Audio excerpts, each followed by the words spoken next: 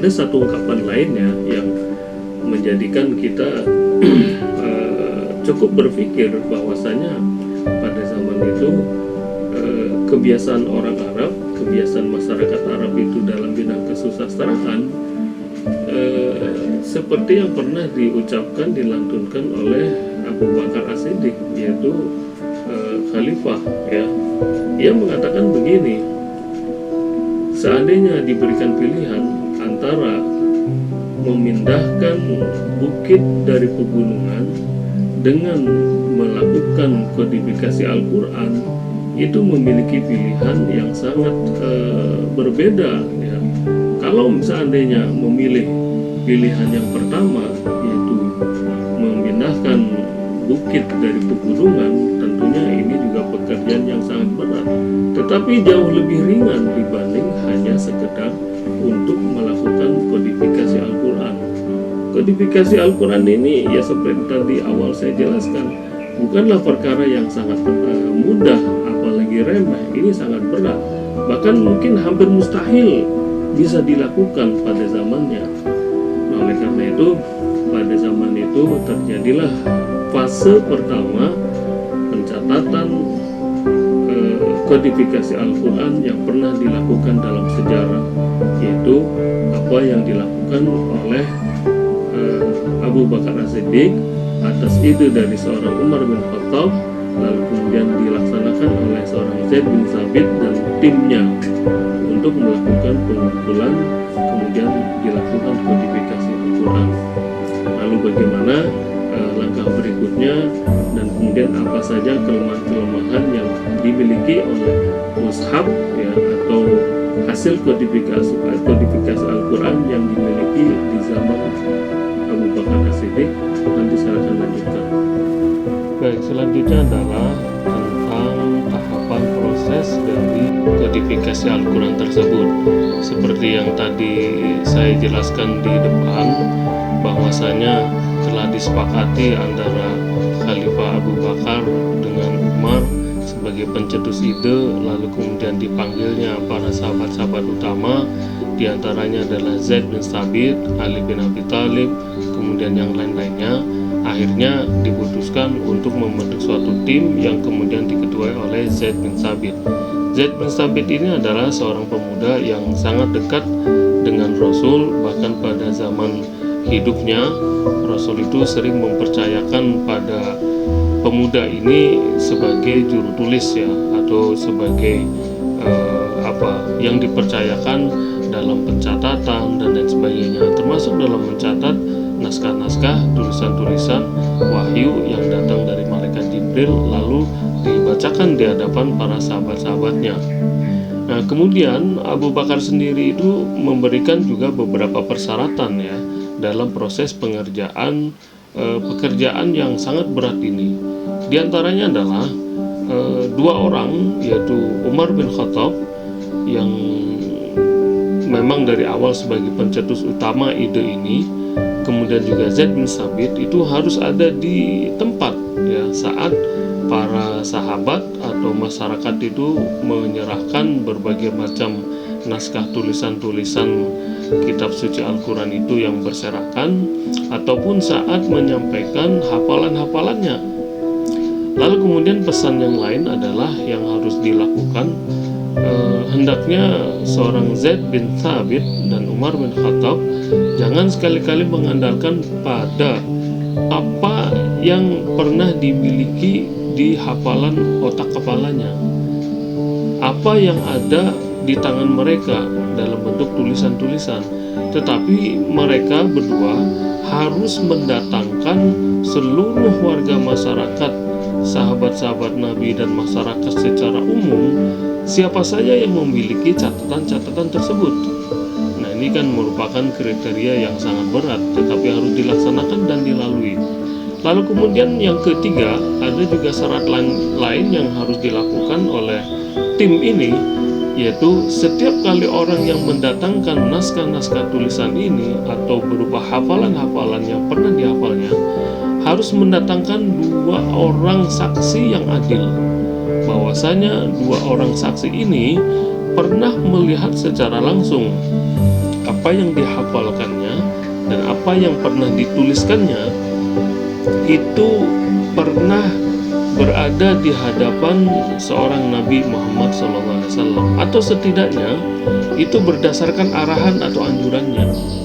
Nah, ini bukan hal yang mudah tentunya, tetapi itu memang menjadi persyaratan. Dengan kata lain, persyaratan-persyaratan yang diberikan oleh khalifah, pemimpin tertinggi pada saat itu, tidaklah mudah dan sangat berat. Namun kemudian pada akhirnya, singkat cerita, selesai sudah pengerjaan yang memakan waktu cukup lama. Lalu kemudian kodifikasi Al-Quran tersebut disimpan oleh Khalifah Abu Bakar. Kemudian juga di masa pergantian Khalifah diserahkannya naskah tersebut kepada penggantinya, yaitu Umar bin Khattab. Nah, kemudian dari tangan Umar bin Khattab, sepeninggalnya beliau dari tampuk kepemimpinan Khalifah, diserahkannya kepada putrinya yang bernama Hafsah. Nah, kemudian dalam perjalanan berikutnya terjadi fase kedua kodifikasi Al-Quran, tepatnya itu di masa kekhalifahan Utsman bin Affan, ya. Nah, di masa kekhalifahan Utsman bin Affan ini memiliki beberapa latar belakang atau cerita tersendiri. Sampai-sampai pada saat itu para sahabat menginisiasi untuk segera dilakukan kodifikasi Al-Quran atau penyempurnaan mushaf Al-Quran. Kenapa? Karena di mushaf yang pernah dilakukan atau dihimpun di masa Abu Bakar ini memiliki berbagai macam qiraat. Qiraat itu adalah cara baca. Kalau misalnya saya membaca tulisan lafaz wadzuha, waw, alif, lam, dod, ha, dan ya. Tetapi dalam bacaan lain sebenarnya ada menurut versi suku-suku Arab yang ada pada saat itu.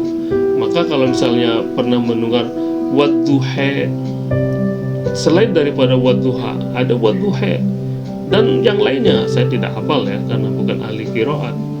Itu terjadi penyebab perselisihan dari masyarakat atau umat Islam yang pada saat itu memang sudah mulai terjadi penyebaran ajaran agama Islam ke penjuru wilayah-wilayah di luar Jazirah Arab, seperti wilayah Azerbaijan, Armenia, Persia, Irak, kemudian Mesir yang berada di Afrika Utara, lalu kemudian ke wilayah Asia, anak benua India, dan seterusnya. Nah, ini menjadi awal mula perselisihan, perdebatan antara umat Islam yang berasal dari non-Arab. Termasuk diantaranya penyebab utamanya adalah karena tata cara pengucapan atau dialek atau tepatnya sih qiraat ya. Nah, akhirnya disepakati pada zaman Khalifah Utsman bin Affan untuk ditulis dalam satu dialek atau satu jenis qiraat yang disebut dengan qiraat Quraisy. Nah, qiraat Quraisy ini dipilih karena memang ini yang menjadi dialek atau qiraat yang paling masyhur dan sering digunakan oleh masyarakat Arab pada saat itu, yang kebetulan itu adalah dialek atau qiraat dari suku Nabi Muhammad dan sahabat-sahabat utama pada umumnya.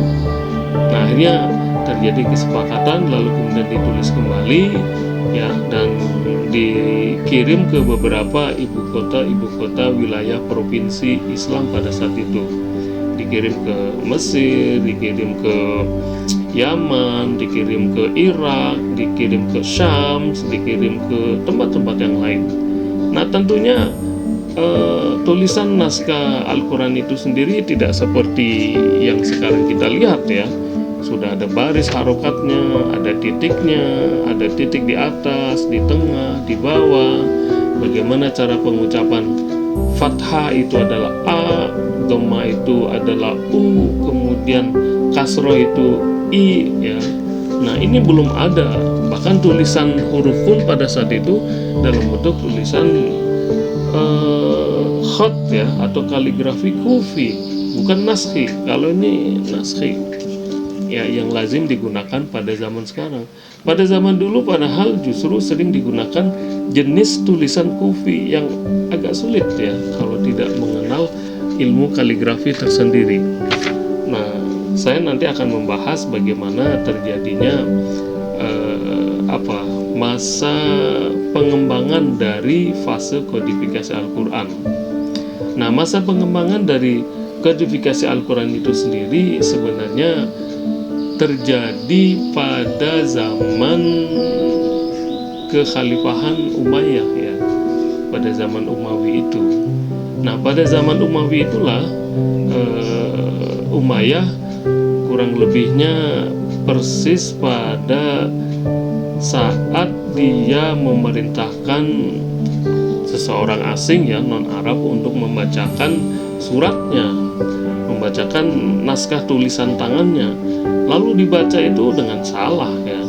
Kenapa? Karena orang non-Arab itu tidak mudah untuk mempelajari bahasa Arab. Contoh misalnya, kalau saya contohkan seperti ini akan lebih mempermudah ya. Tulisan alif, kaf, nun, dal, ya, tidak ada baris harokatnya ya, titiknya ada. Orang akan bisa membacanya dengan ucapan apa saja. Ini teringat dengan dulu teman saya, padahal orang Arab, orang Mesir, saat dibacakan sebuah naskah buku diktat atau buku mata kuliah, dia dibaca dengan Al-Kennedy. Coba bayangkan, kalau Anda yang pernah mempelajari bahasa Arab yang cukup mendalam, itu akan tertawa ngakak dan tertawa terpingkal-pingkal, bahkan geli ya, sampai sakit perut. Dibaca Al-Kennedy, padahal itu mata kuliah filsafat Islam. Yang sebenarnya kalau mengetahui tata bahasa Arab yang benar itu Al-Kindi, nama seorang ilmuwan pada zaman itu, pada zaman Islam mencapai kejayaannya. Begitu jauhnya antara Al-Kennedy dengan Al-Kindi. Itu seorang Arab loh, yang memang dia lahir besar di sana. Itu tidak semuanya bisa membaca naskah tulisan yang tidak ada baris harokatnya ya. Lalu apa yang terjadi pada zaman itu? Ya, tidak ada baris harokatnya. Nah, pada zaman Umayyah itulah ya terjadi satu inisiatif dari seorang alim, seorang ulama yang memang berinisiatif untuk bisa memperbaharui, bukan memperbaharui ya, untuk bisa menyempurnakan teknik atau cara baca dalam tata bahasa Arab yang benar dan tepat ya. Persisnya adalah nama alim tersebut atau nama ulama tersebut bernama Abul Aswad Ad-Dauli, atau sering juga orang-orang membacanya Abul Aswad Ad-Duali. Nah, ini juga perbedaan cara membaca. Nah, dia menggariskan satu kaidah-kaidah, teori-teori yang kemudian lahirlah satu ilmu tata bahasa dalam bahasa Arab disebut dengan ilmu nahwu. Ilmu nahwu ini merupakan ilmu yang mempelajari bagaimana tata cara membaca bahasa Arab, huruf-huruf, kata-kata secara benar sesuai dengan aturan yang ada. Nah, dengan sendirinya seorang Abul Aswad Ad-Dauli adalah seorang peletak dasar pertama dalam menyusun tata bahasa dalam bahasa Arab. Ini tidaklah mudah ya, dan tidaklah gampang untuk dipelajari bagi mereka atau Anda yang pernah belajar di pondok atau di pesantren. Satu pelajaran seperti nahwu merupakan mata pelajaran yang unik, tidak mudah untuk dipelajari dan tidak gampang untuk dipahami. Nah, kurang lebih itu ya, pada zaman Abul Aswad Ad-Dauli akhirnya disusun bahwasanya huruf nun yang bertitik itu di atas dan di tengah, tetapi huruf ba itu bertitik di bawah. Huruf ta itu bertitik di atas, tengah ada 2 titik. Sa itu berada titik 3. Nah, pada zaman sebelumnya itu belum ada ditemukan atau disepakati bentuk-bentuk huruf atau bentuk-bentuk tulisan dalam bahasa Arab yang sedemikian jelas dan rinci. Seperti yang tadi saya jelaskan bagaimana untuk mengatakan fathah, kemudian dhamma, kemudian kasrah, bagaimana dengan fathatain, dhammatain, kasratain, dan seterusnya. Nah, itulah yang terjadi dalam perkembangannya hingga akhirnya kita bisa membaca Al-Quran sekarang ini dengan mudah, jelas, gamblang, tidak ada lagi kesulitan, nyaris tidak ada kesulitan. Nah, pada saat itu tentunya juga masih ada kekurangan. Salah satu kekurangannya adalah belum dibukukannya Al-Quran, belum diadakannya penyusunan penyetakan Al-Quran secara massal, secara banyak, karena memang pada saat itu masih mengandalkan tulisan tangan. Nah, dalam sejarah kodifikasi Al-Quran, tepatnya adalah pencetakan Al-Quran, itu dalam sejarahnya memang tercatat memiliki beberapa periode. Yang pertama adalah periode klasik, lalu kemudian periode modern, dan yang ketiga adalah periode modern digital.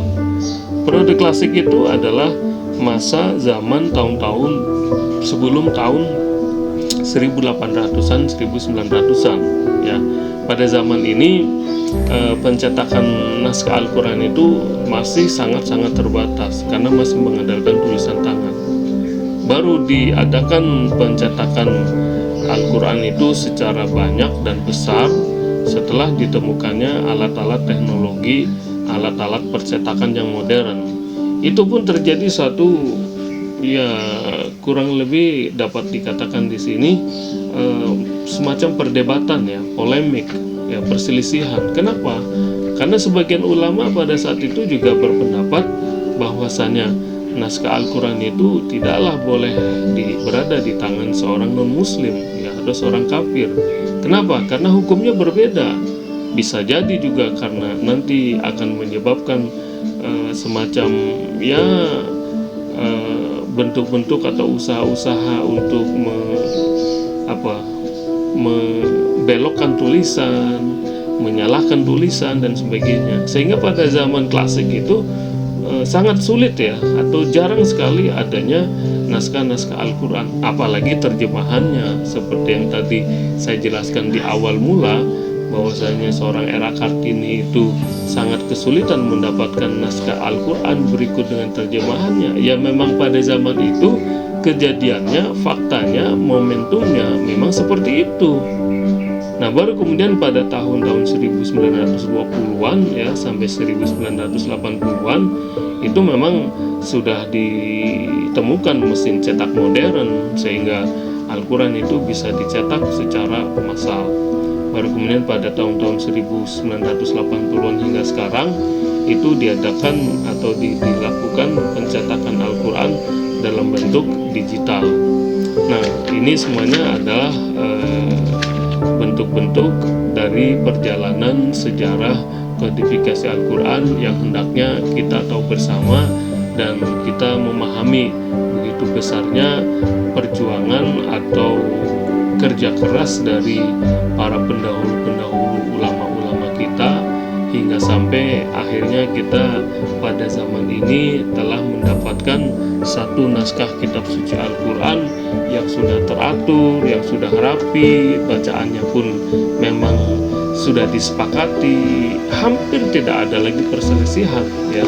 Satu huruf, satu kata ya, jangankan satu kata ya, satu huruf pun hampir nyaris dan memang tidak ada, sesuai dengan apa yang dipesankan oleh Al-Quran itu sendiri ya, bahwasanya akan dijamin keutuhannya, akan dijamin keberadaannya. Jadi kalau Anda misalnya membeli mushaf Al-Quran di Eropa sana atau di Amerika sana atau bahkan di Afrika atau di penjuru dunia manapun, akan menemukan mushaf tulisan Al-Quran ya seperti yang kita miliki, yang kita ada di tangan kita ya, baik itu dalam bentuk bacaan maupun dalam tulisan. Nah, inilah salah satu bentuk sejarah yang pernah terjadi pada fase-fase kodifikasi Al-Quran dari zaman Nabi, kemudian zaman Abu Bakar, Khulafaur Rasyidin yang keempat, hingga sampai kepada zaman sahabat-sahabat atau pengikut-pengikut berikutnya, hingga sampai ke zaman modern. Mudah-mudahan ini dapat bermanfaat. Terima kasih. Assalamualaikum warahmatullahi wabarakatuh.